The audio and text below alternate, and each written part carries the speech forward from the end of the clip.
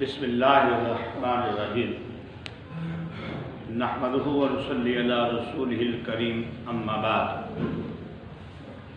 हज़रत वाइल बिन हजर रज़ी अल्लाह ताला अन्हु से रवायत है कि मैंने खुद रसूलुल्लाह सल्लल्लाहु अलैहि वसल्लम को देखा कि जिस वक़्त आप सजदा में जाते तो पहले आपके जो होते हैं घुटने ये सजदे की जगह पे लगते, उसके बाद नबी करीम सल्लल्लाहु अलैहि वसल्लम अपने हाथ सजदे की जगह पर लगाते। और जिस वक़्त नबी करीम सल्लल्लाहु अलैहि वसल्लम सजदा से उठते तो इसका उल्ट होता, हाथ पहले उठाते और घुटनों को बाद में उठाते।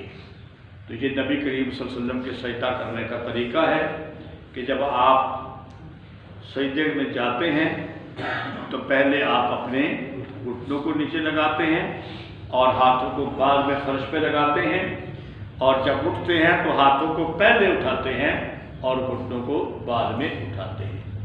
अगर किसी आदमी की कोई मजबूरी हो, कोई उज़र हो, तो उज़र के अंदर तो देखे ना, बैठ के भी बंदा नमाज पढ़ सकता है, लेट के भी पढ़ सकता है। तो उज़र की वजह से अगर किसी का घुटना जो है वो हाथ लगने के बाद बाज़ बंदे माजूर होते हैं, वो बेचारे पहले हाथ लगाते हैं, ठीक है, घुटने लगा नहीं सकते, तो उज़र की वजह से कोई हर्ज वाली बात नहीं। हज़रत अब्दुल्लाह इब्न अब्बास रज़ी अल्लाह ताला अन्हु से रवायत है कि रसूलुल्लाह सल्लल्लाहु अलैहि वसल्लम ने मुझे 7 आज़ा पर सजदा करने का हुक्म दिया। उज़व समझते हैं, ये हाथ एक उज़व है, बाजू, नाक, कान, ये एक उज़व होता है बंदे का। तो आप सल्लल्लाहु अलैहि वसल्लम ने, हज़रत अब्दुल्लाह इब्न अब्बास कहते हैं कि मुझे 7 आज़ा पर सजदा करने का हुक्म दिया।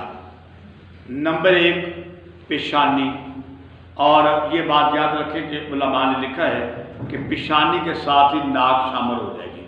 आमतौर पे जब भी पेशानी लगती है नाक भी साथ ही लगती है, और नाक को भी ज़मीन पर लगाना चाहिए। नंबर 2 दोनों हाथ, 3 हो गए ना, 3 चीज़ें हो गई, एक पेशानी और 2 हाथ, कितने बन गए?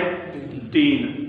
और उसके बाद 2 घुटने, कितने बन गए? 5 आज़ा। और उसके बाद दोनों पाँव की उंगलियां, जिस तरह पिछले रवायात के अंदर बयान हुआ है कि पाँव सीधे खड़े होने चाहिए और उंगलियां किबला रुख होनी चाहिए, उंगलियां उठी हुई नहीं होनी चाहिए। यहाँ से एक मसला वाज़े होता है कि बाज़ लोग, अल्लाह माफ़ फरमाए, अल्लाह हमें सीखने की तौफीक अता फरमाए, सजदा करते वक़्त अपने पाँव को उठा लेते हैं, अपने पाँव को उठा लेते हैं। तो फिर दोनों पाँव उठ गए तो 7 आज़ा में से कितने रह गए? 5 रह गए। तो नबी करीम सल्लल्लाहु अलैहि वसल्लम ने 7 आज़ा को सजदे के अंदर ज़मीन पर लगाने का हुक्म दिया है। तो इस बात का खुसूसी ख्याल रखना चाहिए। बाज़ बंदे का एक पाँव उठ जाता है, वो भी गलत है। एक पाँव का उठना भी गलत है, दोनों पाँव का उठना भी क्या है? गलत है। दोनों पाँव ज़मीन पे लगे होने चाहिए और खड़े होने चाहिए, और उनकी उंगलियां जो है वो किबले की तरफ होनी चाहिए।